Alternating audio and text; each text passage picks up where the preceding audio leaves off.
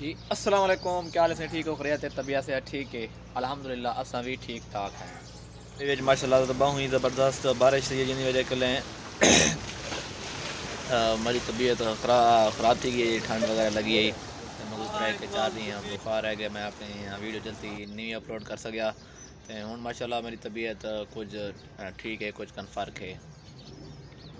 तो सारी वीडियो अगर अच्छी लगे तो लाइक शेयर तो सब्सक्राइब लाजम करें। सो आज तक निकलने हैं कि दुबई में कितना बारिश है, ये क्या ही ज़बरदस्त बारिश है, ये वजह के लिए कार तय तक पानी आ वेंदा ही ते कार भी फस वेंदा आहिनि। आज तक निकलने हैं वीडियो।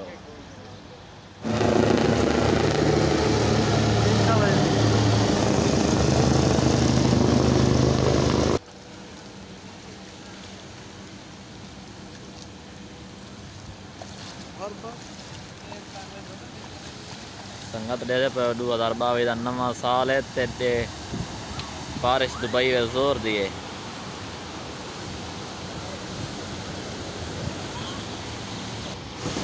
ज़्यादा बयान